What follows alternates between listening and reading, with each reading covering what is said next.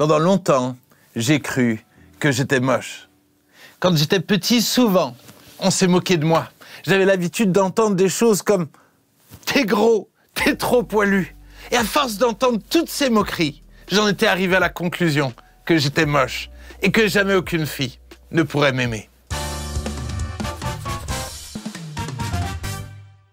Bienvenue dans l'émission Les Pieds sur Terre. Je m'appelle Thibaut Geyer, je suis pasteur et aujourd'hui j'aimerais parler de l'apparence physique. Notre société juge facilement ceux qui ne correspondent pas aux standards de beauté véhiculés au travers de la publicité ou même des réseaux sociaux. Pour un gars, il faut être grand, musclé, avec des tablettes de chocolat.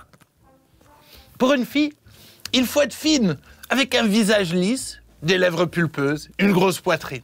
Pourtant, on sait tous que la beauté est éphémère. La Bible dit que la grâce est trompeuse et la beauté est vaine. Alors s'il te plaît, ne t'attache pas à elle. J'aimerais vous montrer quelques exemples de gens qui paraissaient extrêmement beaux et qui malheureusement, aujourd'hui, ne correspondent plus du tout aux critères de beauté de notre société. La beauté ne te rendra pas forcément heureux et elle peut même être dangereuse et t'entraîner loin de Dieu. Nous en avons une parfaite illustration avec le diable, qui au départ était un ange de toute beauté.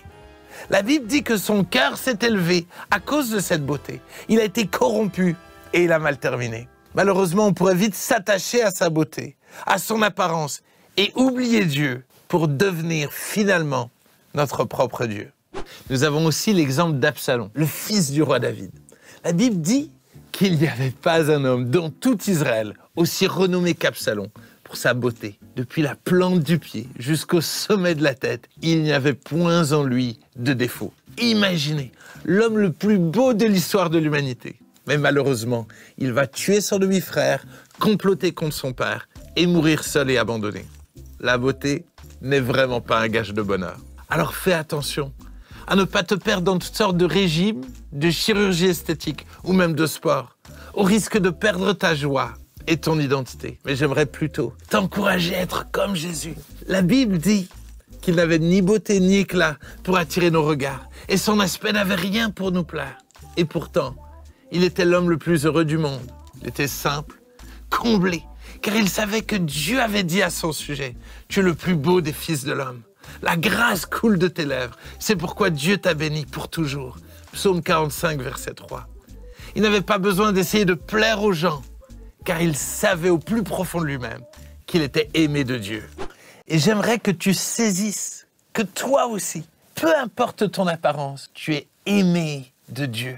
Et non seulement tu es aimé de Dieu, mais voici ce que la Bible aimerait te dire au travers de David. Et nous allons lire dans le psaume 139, versets 13 à 15. C'est toi qui as formé mes reins, qui m'as tissé dans le sein de ma mère. Je te loue de ce que je suis une créature si merveilleuse. Tes œuvres sont admirables et mon âme le reconnaît bien.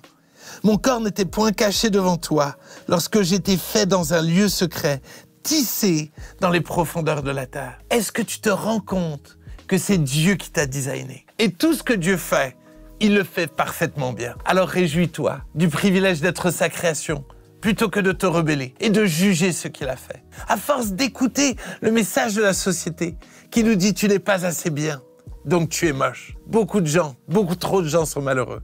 À cause des jugements, des moqueries, des comparaisons. Tout cela fait tellement de mal.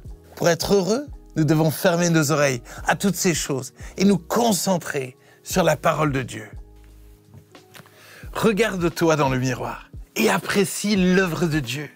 La Bible doit devenir comme ton miroir. Et plus tu vas te regarder dedans, plus tu vas voir comme Dieu te voit. Tu n'es pas comme les autres, et tant mieux. Choisis d'accorder plus d'importance à ce que Dieu pense de toi, plutôt qu'à ce que les hommes pensent de toi.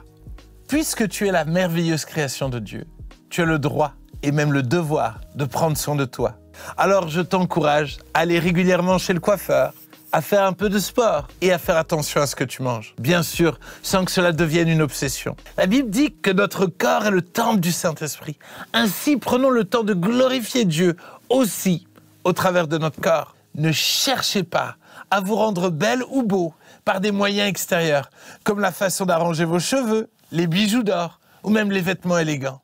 recherchez plutôt la beauté de l'être intérieur, la parure impérissable d'un esprit doux et paisible, qui est d'une grande valeur aux yeux de Dieu. Et oui, Dieu est plus intéressé par ton cœur que par ton apparence physique. La beauté intérieure, c'est ton attitude, ton caractère, ta gentillesse, ta patience. Et c'est ça que le monde a besoin. Et c'est là que tu trouveras le vrai bonheur. Pour terminer, j'aimerais que vous puissiez observer ces tableaux. Est-ce que vous les trouvez beaux ou plutôt laids? Alors certes, je pense que pour la plupart d'entre vous, vous me direz que vous ne les trouvez pas beaux et qu'à vos yeux, ils sont plutôt laids. Pourtant, ces tableaux ont été vendus à plusieurs millions d'euros parce que pour les acheteurs, ils étaient beaux et ils avaient énormément de valeur. De la même manière, Jésus a payé le prix à la croix pour que tu lui appartiennes parce que tu as de la valeur à ses yeux. Au point qu'il aimerait que tu passes l'éternité avec lui. Il t'aime tellement. J'aimerais pour terminer t'encourager à demander pardon à Dieu, d'avoir dit du mal de sa création, de t'avoir dénigré. Mais j'aimerais également t'encourager à pardonner tous ceux qui ont pu se moquer de toi, tous ceux qui ont pu dire du mal sur toi, et à choisir de croire que tu es une merveilleuse création, que Dieu t'aime et qu'il a préparé plein de belles choses pour toi.